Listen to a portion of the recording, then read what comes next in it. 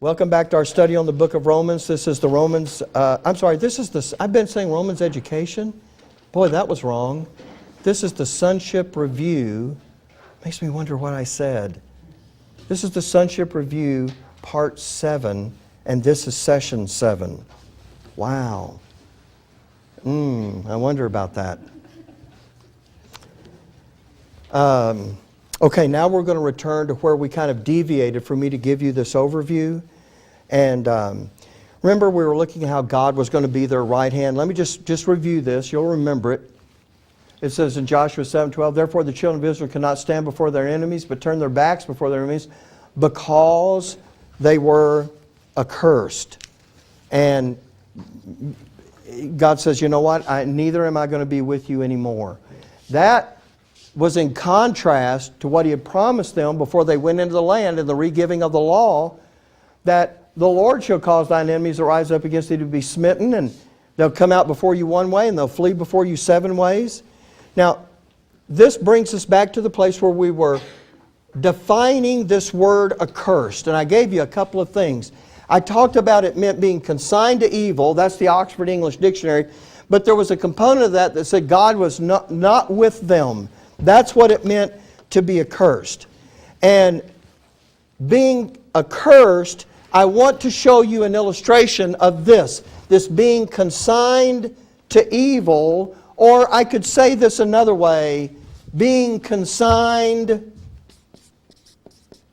to judgment. Because when you talk about evil, that's what you're talking about. I need to show you a verse that has been looked at all wrong many, many times, and I need to make sure that we understand this. Let me take you over to Isaiah chapter 45, verse 7, where God says this, "I form the light and create darkness. I make peace and create evil. I, the Lord, do all these things." If all you do is pull that one verse out and look at that, then all of a sudden, what happens is preachers and theologians start looking at that and they go, oh, God is the creator of evil. God is not just the creator of good, but He's also the creator of darkness. He's the creator of evil. And then what they do is they make God responsible for everything that happens.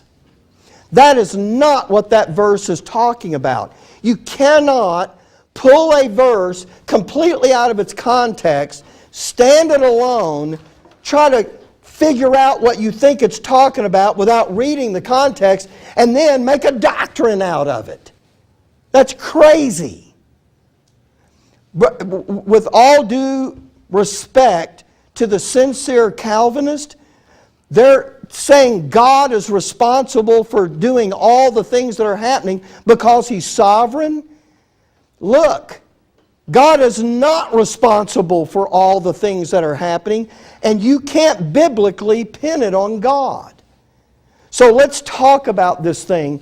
When He says, "I form the light and create darkness," you might be tempted to go back to Genesis chapter 1, where God created the heavens and the earth, and darkness was upon the face of the deep, and God said, "Let there be light." But that's not the light and darkness being talked about here. Isaiah is talking about something in the 45th chapter of the book that bears his name, and he's not talking about the creation event. He's talking about something specific that God is about to do with Israel. Let me take you back to something I showed you just to remind you. Because He is showing Israel the darkness of what it's going to be like when they are captive in Babylon. The light is when they have liberty in their land. The darkness is going to be when they're carried away captive out of their land and carried away into Babylon for 70 years. Now you say, well, why would God say it that way? You've already seen a verse that described it just that way. Let me bring you back to Genesis 15.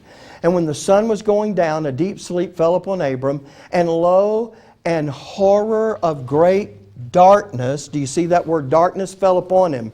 And he said unto Abraham, know of a surety that thy seed shall be a stranger in a land that is not theirs. What was that land? No. In Genesis 12, when he's talking about Abraham, your seed is going to be a stranger in a land, and they'll afflict them for 400 years. They served them. Remember, and they set taskmasters over them. Egypt. Yeah, Egypt. So when he talked to them about you're going to go down to Egypt and you're going to be in bondage in Egypt, what is falling over Abraham? A horror of great what? Darkness. And now here's Isaiah. Now remember, Isaiah is right out here, right before this captivity. He's literally right here before the start of this. And you've got him saying, look, God says, I create light and darkness. And what he's saying is, and by the way, when they went away into Babylonian captivity, wasn't that a predicted judgment from Leviticus 26? You may not have known back there it was Babylon, but you knew they were going to be carried away out of their own land. And so what you have is, God is definitely not with them, but what you have is the darkness of being swept away out of their land, carried away into a strange land, and being the captives of a Gentile nation. That's the darkness that's being talked about in Isaiah 45. Now, let me see if I don't want to get too off. So now what I want to do is I want to show you that this, look at Isaiah 49. We're just 4 chapters later in verse 24. Shall the prey be taken from the mighty, or the lawful captive delivered? And you know what he's going to be talking about over there? He's talking about, yeah, they're going to be carried away captive to Babylon, but they're not just going to be Babylon's captive, they're going to be Satan's captive. That's the darkness of the captivity. Now, let me take you back to Isaiah 45 and show you the second one. I make peace and create evil. God is not saying here, I'm the author of all the evil in the world. Again, this is sitting in a context. And the evil, as I've already told you, in other words, He's going to allow evil to happen to Israel, evil in the sense of judgment. He is going to allow Israel's enemies to overcome them. That's the evil that's being talked about here. Under a systematic theology, people look at that and they say, oh, well, God is admitting that He's let all these evil people do all the evil things that they do. That's not what's being talked about here. He's talking about not only something that was specifically prophesied to Israel and they were warned about well in advance. Isaiah is one of the prophets saying, hey, the 5th course of punishment is about to come upon you. If you don't turn yourself around, God is going to create the evil. He's going to bring to pass the judgment. You're not going to like it. You're going to suffer under it. That's what he's talking about here, not all of that other. So we always have to pay attention to the context. All right, so knowing the context, there's a couple of things that we need to get straight. And I sure hope I put this on the PowerPoint. First of all, from Isaiah to Malachi, those are all 5th course of punishment prophets, which means they are either prophesying before the 5th course, the first installment, comes to pass, or after they have gone into captivity. The second thing is, all the way back, oh no, I'm sorry. The time, why did I put that? Okay, that's just not right, is it? Okay, it is. The time of Isaiah through Malachi constitutes the 7th stage in Israel's program. So you see what I'm saying here? From the time of the prophets, look, from right here, just before the 5th course comes in, to right here, when the silence starts. What do you have sitting right here? As far as the prophets go, what do you have sitting right here? Haggai, Zechariah, and Malachi. So from, thanks Trace.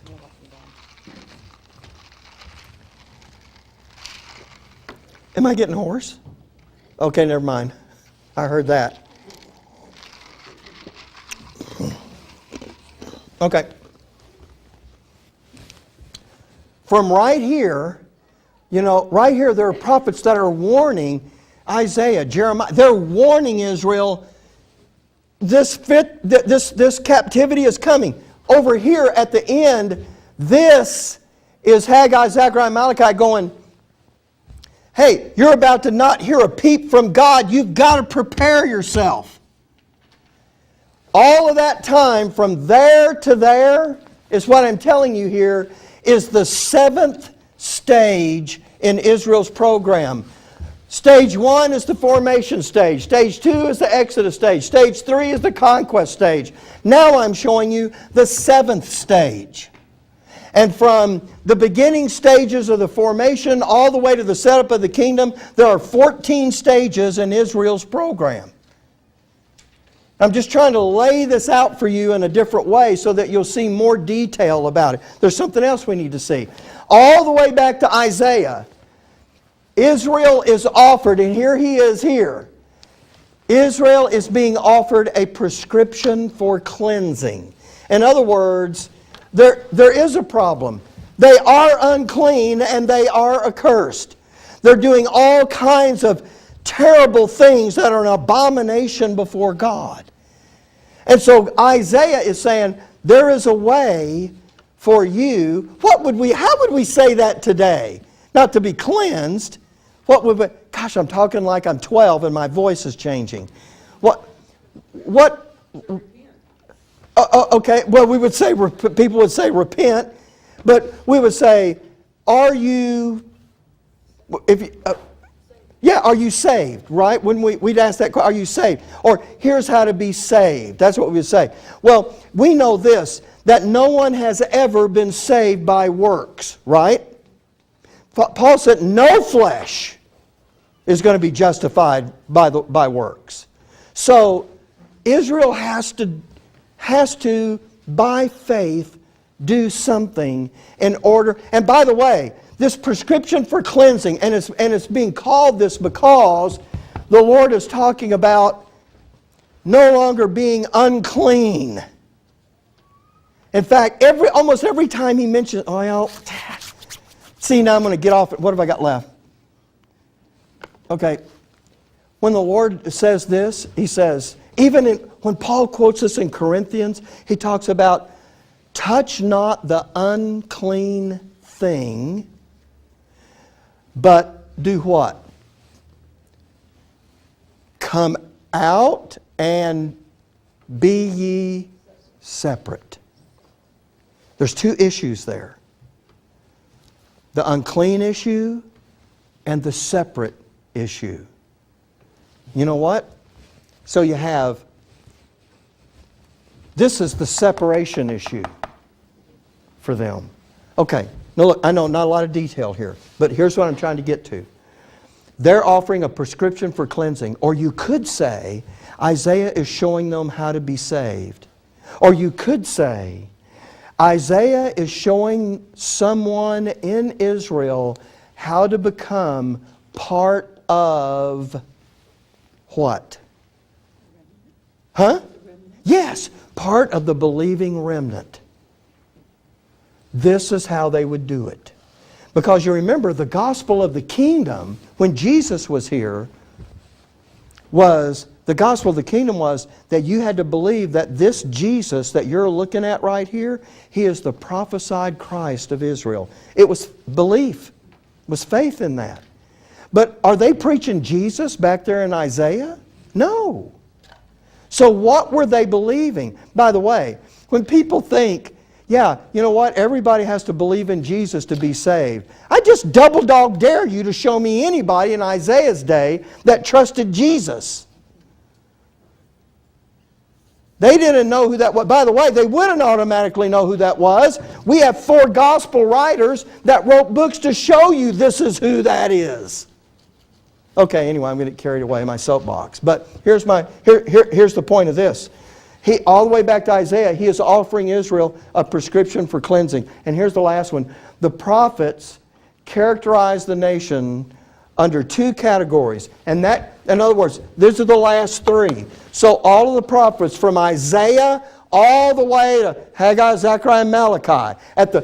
From the beginning of the seventh stage to the end of the seventh stage, the prophets have been saying, oh, Israel, this is what's wrong with you. Israel, this is what you're doing wrong. Israel, you've rebelled against God. Israel, you're a stiff-necked people. Israel, you're stubborn. Turn yourself around and repent and all of that kind of business. And when you get to the last three, they're going to take all those accusations and they're going to sum them up under these two things. Number one, they're unclean. And number two, they are accursed. And by the way, that has to do with the issues of the law and the issues of separation. We'll see something about that at some point. Okay, so they were continually emphasizing that. I think I was going to say this to you. Let me just show it to you real quick. Here we go. So we need to understand there is a prescription for cleansing by which an Israelite can become part of the believing remnant. And we have to understand how that prescription works. Now, Haggai. This is the unclean issue. In the 24th day of the 9th month, in the 2nd year of Darius, came the word of the Lord by Haggai the prophet, saying, Thus saith the Lord of hosts. Hold it, hold it, hold it. Where on the timeline are we? He just told you right here. In the 24th day of the 9th month, and the 2nd year of Darius. Well, wait a minute. Is Darius a Babylonian king? That was Nebuchadnezzar. He was followed by Belshazzar. Remember Daniel, the handwriting on the wall? You've been weighed the balance and found wanting. And Babylon falls. The 70 years are over. What do you have after that? You have the Medes and the Persians coming to power, right? So you're not in the 70 years, which means you're no longer in the first installment of the Babylonian captivity. Those 70 years are past. What do you have? You now have the second installment under the Medes and the Persians. And you know what they do? They allow Israel, those that want to go back home and rebuild. Right? So you're no longer in the captivity part of the seventh stage is going to have parts to it. You're no longer in the captivity stage. So here's what Haggai is saying. So he gives you that in verse 10 about the time element. Thus saith the Lord of hosts, ask now the priest concerning the law, saying, he says, go. Now this is really clever, because here's what Haggai is saying. Go ask the priest a question. Here's the question. If one bear holy flesh in the skirt of his garment, and with his skirt do touch bread or pottage or wine or oil or any meat, is it still holy? Shall it be holy? In other words, he's saying, if you bear holy flesh in this part of your garment, you have lifted up, and you're carrying, and it comes into contact with either of the things, according to the law, see what he's saying right here? Ask the priest concerning the law, saying, is that thing still holy? And the priest answered and said, no. So here's what he says in response. Then said Haggai, if one that is unclean by a dead body touch any of these, shall it be unclean? And the priest answered and said, it shall be unclean. Then answered Haggai and said, so is this people, and so is this nation before me, saith the Lord, and so is, look at this, every work of their hands, and that which they offer there is unclean. Remember what I told you at the start? God is going to say, there is absolutely nothing you can offer me or nothing that you can do that is acceptable in my sight, because it is unclean. That's the Haggai issue and what he is putting before them. Now, Malachi focuses on the accursed concept. Even from the days of your fathers you are gone away from mine ordinances and have not kept them. Return unto me, and I will return unto you, saith the Lord of hosts. But ye said, wherein shall we return? Will a man rob God? Yet ye have robbed me. But you say, wherein have we robbed thee? In tithes and offerings? You're cursed with a curse. For ye have robbed me, even this whole nation. Now, Malachi and Haggai are taking the whole indictment against Israel and putting it under these two headings. I told you that a while ago. But Isaiah, remember this whole thing started back in Isaiah 45? Isaiah is he's the first one, and he comes along and he's the first prophet to call Israel silver that is full of dross and tin. What does that mean? If you had silver that was full of dross and full of tin, T-I-N, yeah, it's not pure. It's corrupted. It's not worth anything. So, take a look. Isaiah 1:18. Come now and let us reason together, saith the Lord. Though your sins be as scarlet, they shall be white as snow. Though they be red like crimson, they shall be white as wool. If ye be willing and obedient, ye shall eat the good of the land. But if ye refuse and rebel, ye shall be devoured with the sword, for the mouth of the Lord has spoken it. You know what he's doing? He's talking about, here's one group and here's another group. Somebody's going to go in and eat of the good of the land. Someone else is going to be devoured with the sword. Let's keep reading. How is the faithful city? By the way, what is the faithful city? That's Jerusalem.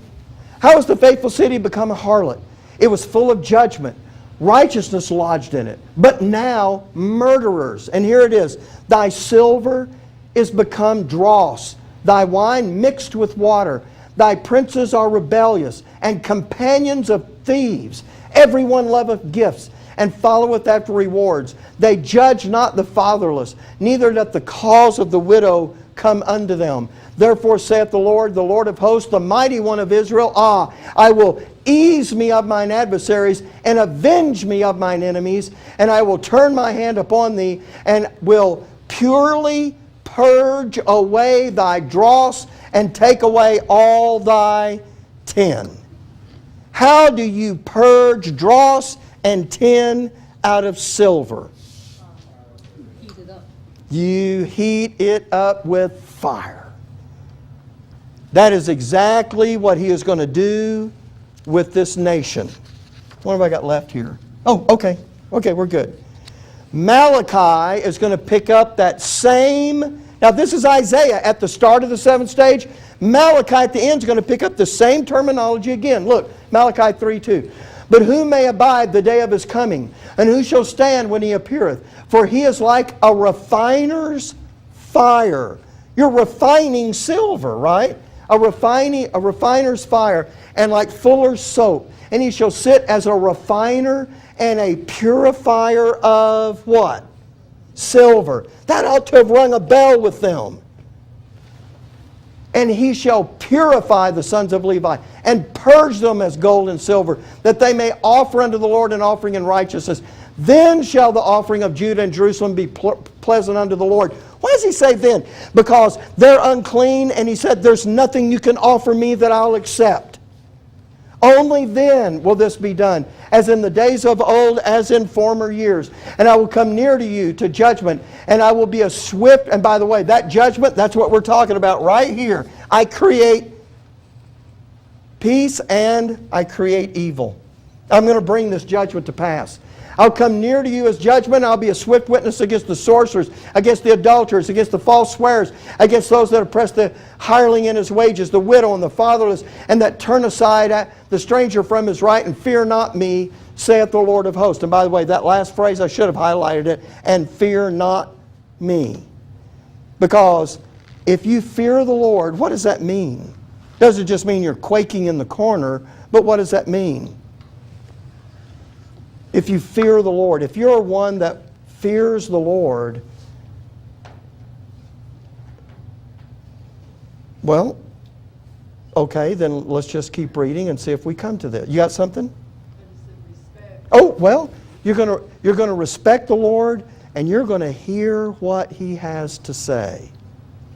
Take him seriously. You're going to take Him seriously, exactly. Now, by the way, everything we just read here in Malachi, in these verses in chapter 3, starting in verse 2, and coming down here to verse what? Is that all verse 5? Every one of those things, do you see? A swift witness against the sorcerers, adulterers, the false swearers, those that oppress the hireling, the widow, the fatherless, turn aside the stranger. In His public ministry, Jesus takes every one of those issues and indicts the Pharisees and the religious leaders of Israel on every single issue that Malachi just listed. And if they knew the prophet Malachi, they were going to have a chord of remembrance struck in their mind by the words of Jesus as He indicts them.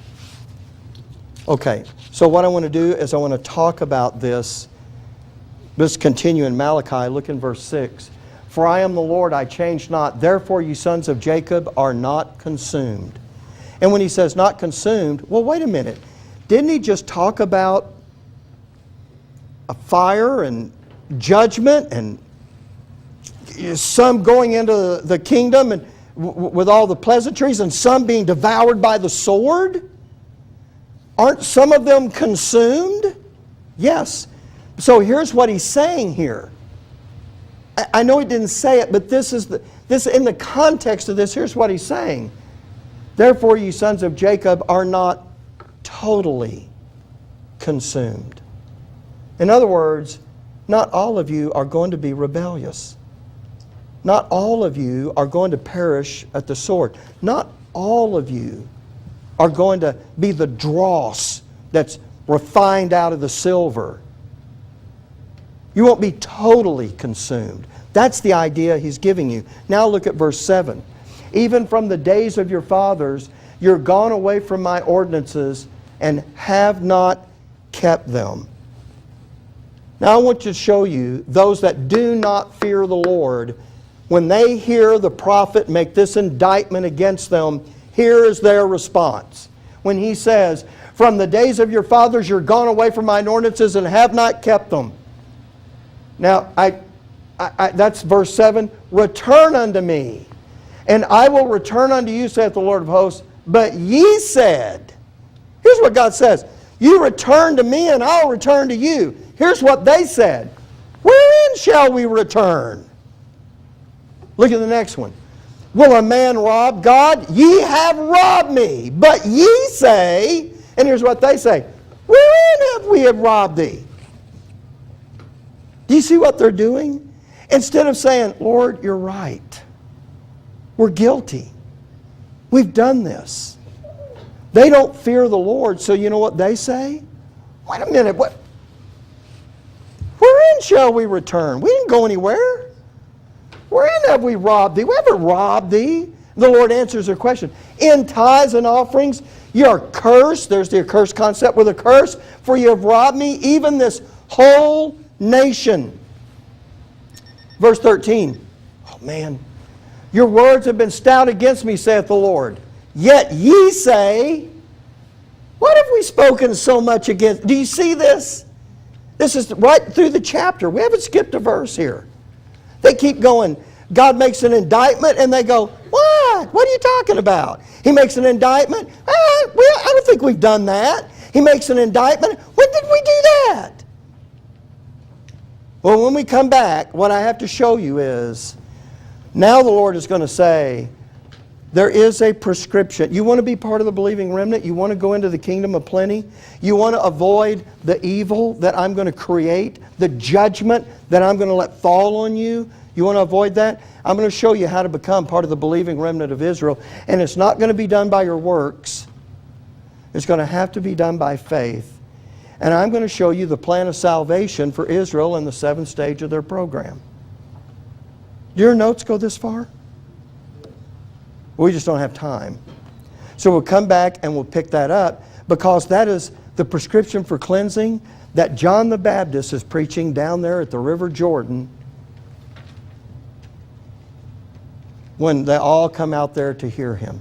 Anyway, we'll pick that up. So let's have prayer and we'll just stop here. Father, thank you for your goodness and grace.